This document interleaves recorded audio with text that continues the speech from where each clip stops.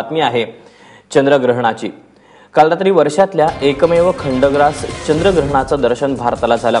रात्री 11:50 ग्रहणाचा मध्य पुणे मुंबईसह अनेक भागांमधून पाहता आला। यावेळी जरी आकाश ढगाळ असलं तरी चंद्राच्या विविध छटा आणि चतकोर भाग पाहता आला। येत्या वर्षातलं हे एकमेव चंद्रग्रहण पाहण्यासाठी अनेक आकाशप्रेमींनी आपले कॅमेरे सज्ज ठेवले होते।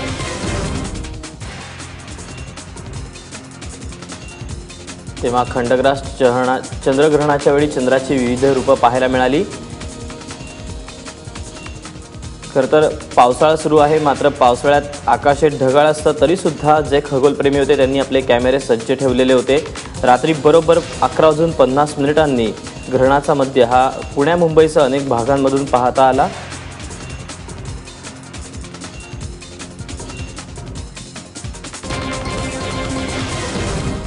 मुंबई विद्यापीठानं निकालासाठी दिलेली 5 ऑगस्टची डेडलाईनही न पाळल्यानं राष्ट्रवादीचे आमदार जितेंद्र आव्हाडांनी विद्यापीठाच्या मुख्य दाराला कुलूप ठोकलं आणि 2 डेडलाईन देऊनही निकाल न लावणाऱ्या विद्यापीठ प्रशासनाचा निषेध केला। रात्री काही कार्यकर्ते हातात कुलूप घेऊन जितेंद्र आव्हाड मुंबई विद्यापीठात पोहोचले आणि त्यांनी विद्यापीठाच्या मुख्य प्रवेशद्वारालाच कुलूप ठोकलं। शिवसेनेनं विद्यापीठाविरोधात आंदोलन करण्याआधी रवींद्र वायकरांचा राजीनामा घ्यावा असा टोला जितेंद्र आव्हाड यांनी लगावला आहे। विद्यार्थ्यांच्या जीवाशी खेळत आहेत, त्यांच्या आईवडिलांच्या जीवाशी खेळत आहेत, संसार उद्ध्वस्त होत आहेत, घरात तणाव आहे। 8 ऑगस्टच्या पहिल्या आठवड्यात अमेरिकेला ज्यांना जायचं असतं, फॉरेन युनिव्हर्सिटीजला ज्यांना जायचं असतं त्यांना मार्कशीट ताब्यात लागते। सगळ्याच उंगळवाणी कारभारामुळे पूर्ण मुंबई विद्यापीठाची नाचक्की झाली आहे, नाव बदनाम झालं। आम्हालाही लाज वाटते की आम्ही मुंबई विद्यापीठाचे विद्यार्थी आहोत। मुंबई उच्च न्यायालयानं दहीहंडीवर लावलेले सर्व निर्बंध उठवले असून थरांबाबत निर्णय घेण्याचा अधिकार राज्य सरकारला दिला आहे। त्यामुळे यंदा मुंबईसह राज्यभरात 9 किंवा त्यापेक्षा जास्त थरांच्या दहीहंड्या दिसू शकतात। दरम्यान 14 वर्षांखालील गोविंदाला दहीहंडीच्या मुंदऱ्यांमध्ये सहभागी होऊ देणार नसल्याचं सरकारच्या वतीनं आशिष शेलारांनी स्पष्ट केलं। त्यामुळे यंदा दहीहंडीची उंची कितीही असली तरी सर्वात वरच्या थरावर बाल गोविंदा दिसणार नाही। आज मुंबई उच्च न्यायालयाने जे आदेश दिले त्यामुळे मुंबई किंवा राज्यातील गोविंदा पथक किंवा दहीकाला उत्सव साजरा करण्यामधला एका अर्थाने सुविधा होईल अशा स्वरूपाचे मुंबई उच्च न्यायालयाचे आदेश दिले। आम्हाला मोठा दिलासा मिळाला आहे। मुंबईकरांची माफी मागत उद्धव ठाकरेंनी बेस्ट कर्मचाऱ्यांचा संप मागे घेत असल्याची घोषणा केली। संपावर गेलेल्या बेस्ट कर्मचाऱ्यांच्या मागण्यांसंदर्भात मातोश्री बंगल्यावर बैठक पार पडली। या बैठकीला स्वतः उद्धव ठाकरे, बेस्ट कामगार कृती समितीचे अध्यक्ष शशांकराव, मुंबईचे महापौर विश्वनाथ महाडेश्वर, बेस्ट समितीचे अध्यक्ष अनिल कोकिळ आणि इतर पदाधिकारी उपस्थित होते। पगार वेळेवर होतील असं आश्वासन उद्धव ठाकरेंनी दिल्यानंतर शशांकराव यांनी संप मागे घेण्याची तयारी दर्शवली। मी स्वतः दिलगिरी मागतो मुंबईकरांची। वेळच्या वेळेवरती तुम्हाला सुद्धा पगार मिळेल, बाकीच्या सुद्धा ज्या काही गोष्टी आहेत त्या महापालिकेप्रमाणे होतील।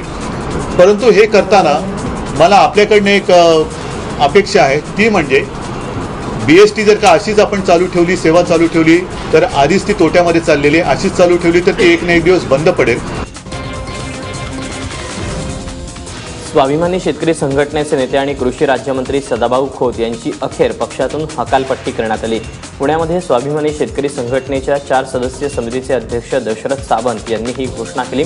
सदाभाऊ खोत यांच्या शेतकऱ्यांच्या निष्ठांबद्दल शंका निर्माण झाली आहे, त्यामुळे त्यांना संघटनेतून काढल्याचा दावा सावंत यांनी केला। सदाभाऊंच्या चारित्र्याबद्दल गेल्या काही दिवसात जे आरोप झाले त्यामुळे संघटनेची बदनामी झाली। आता सदाभाऊंच्या हकालपट्टीनंतर त्यांनी मंत्रिपदाचा राजीनामा द्यावा अशी अपेक्षाही त्यांनी व्यक्त केली। जिल्हा परिषदेच्या निवडणुकीमध्ये माझ्या मुलाला पराभव करून त्यांना आनंद मिळाला, आता मला काढून त्यांना आनंद मिळणार असेल, अजून काही करून त्यांना आनंद मिळणार असेल तरी त्यांनी ते करावं आणि त्यांनी तो आनंद आयुष्यभर लुटत राहावा। कारण दुसऱ्याला आनंद मिळावा, दुसऱ्याच्या चेहऱ्यावर हास्य फुलावं याच्यासाठीच मी खऱ्या अर्थाने या चळवळीमध्ये काम करत राहील। त्यांना संघटनेचा प्रतिनिधी म्हणून सरकारमध्ये पाठवलेलं होतं। आता सदाभाऊ जर म्हणत असतील की मुख्यमंत्री सांगतील तर देऊ, आता मला मुख्यमंत्र्यांचा निर्णय ऐकायला आवडेल।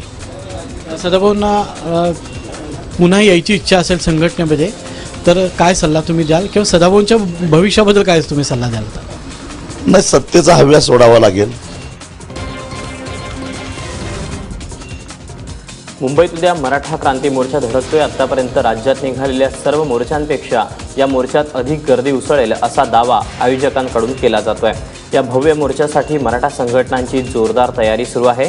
शिवाजी पार्कमध्ये मराठा संघटनांचं डिझास्टर मॅनेजमेंट सेल काम करते. ही टीम मराठा मोर्चात कोणताही अनुचित प्रकार घडू नये याची काळजी घेण्यात येणार असल्याचं सांगतंय. इतर जिल्ह्याचे मोर्चे आणि मुंबईतल्या मोर्चात आम्ही फरक समजतो, कारण येणारा मराठा समाज बांधव हा कानेकोपऱ्यातून महाराष्ट्राच्या येणार आहे. त्याला मुंबईची जास्त माहिती नाहीये. त्यामुळे इथं आम्ही जास्तीत जास्त मदत केंद्र उभं करण्याचा प्रयत्न करतोय. भ्रष्टाचाराच्या आरोपांमुळे राधेश्याम मोपलवारांना पदावरून हटवण्यात आल्यानंतर मुंबई नागपूर समृद्धी महामार्गाची जबाबदारी भूषण गगराणी यांच्या खांद्यावर सोपवण्यात आली. भूषण गगराणी सध्या सिडकोचे व्यवस्थापकीय संचालक आहेत. कथित दलालाशी जमिनीच्या व्यवहारासंबंधी पैशाची मागणी करणारी ऑडिओ क्लिप व्हायरल झाल्यानंतर राधेश्याम मोपलवार यांना MSRDCच्या अध्यक्षपदावरून हटवण्यात आलं. त्यामुळे MSRDCचे उपाध्यक्षपद आणि व्यवस्थापकीय संचालकपद हा अतिरिक्त कारभार गगराणींच्या खांद्यावर देण्यात आला आहे. लोकमंगल उद्योग समूहाच्या माध्यमातून शेतकऱ्यांच्या नावावर परस्पर कर्ज उचलल्याचा आरोप सहकार मंत्री सुभाष देशमुखांवर आहे. लोकमंगल उद्योग समूहानं सोलापूर आणि मराठवाड्यात कार्यरत असलेल्या साखर कारखान्यांच्या नावाखाली सभासद आणि मजुरांच्या नावे कर्ज उचलल्याचं उघड झालं. ज्यांच्याकडून प्रशासकीय पातळीवर तक्रारी दाखल केल्या जात आहेत त्यांच्या नावे असलेली कर्ज फेडण्याचा सपाटा लोकमंगल करत आहे. तक्रार करणाऱ्या शेतकऱ्यांवर दबाव टाकण्याचा प्रयत्न होतोय. याच्या निषेधार्थ सुभाष देशमुख यांच्या मतदारसंघातूनच संघर्षाची ठिणगी पेटली आहे. 3 दिवसांच्या सुट्टीनंतर आजपासून विधिमंडळ अधिवेशनाचं कामकाज सुरू होणार आहे. याआधीच कामकाज हे विरोधकांनी केलेल्या प्रकाश मेहतांच्या राजीनाम्याच्या मागणीवरून गाजलं होतं. त्यामुळे आजही सभागृहात यावरून गोंधळ होण्याची शक्यता वर्तवण्यात येते. त्याचप्रमाणे MIDC भूखंडावरून सुभाष देसाई आणि लोकमंगल उद्योग समूहावरून सुभाष देशमुख यांच्या संदर्भात सभागृहात काय चर्चा होते याकडे सगळ्यांचं लक्ष लागलं आहे. सिंहगडावर सेल्फी काढताना एक गर्भवती महिला 150 फूट खोल दरीत कोसळल्याची घटना उघडकीस आली. प्रणिता इंगळे असं कोसळलेल्या महिलेचं नाव असून ती या दुर्घटनेतून थोडक्यात बचावली.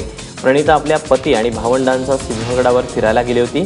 तानाजी कड्याजवळ लावलेले बॅरिकेड्स ओलांडून प्रणितानं जीवघेणा सेल्फी काढण्याचा प्रयत्न केला. पावसामुळे कडा निसरडा झाला होता. त्यामुळे प्रणिता कोसळून 150 फूट खोल दरीत कोसळली. प्रणिताच्या पतीचा आरडाओरडा ऐकून स्थानिकांनी धाव घेतली आणि प्रणिताला सुखरूप बाहेर काढलं. राज्य शिक्षण मंडळाच्या अभ्यासक्रमातून मुघलांचा इतिहास वगळण्यात आल्याची बाब समोर आली आहे. इयत्ता 7वी आणि 9वीच्या इतिहासाच्या पुस्तकातून मुघलांचा धडा वगळण्यात आला आहे. या बदलांचं लेखक आणि पाठ्यपुस्तक निर्मिती महामंडळाच्या इतिहास विषय समितीचे अध्यक्ष डॉक्टर सदानंद मोरे यांनी समर्थन केलं. इतिहासाच्या पुस्तकात मुघल आणि मुघल शासनपूर्वीच्या रजिया सुलतान आणि मोहम्मद बिन तुघलक आदी मुस्लिम राज्यकर्त्यांचा पाठ्यपुस्तकात उल्लेख होता. तो नव्यानं अभ्यासक्रमातून वगळण्यात आल्याची माहिती मिळते आहे. आपण अब्दालीसारख्या बलाढ्य पठाण शत्रूपासून भारताला वाचवलं.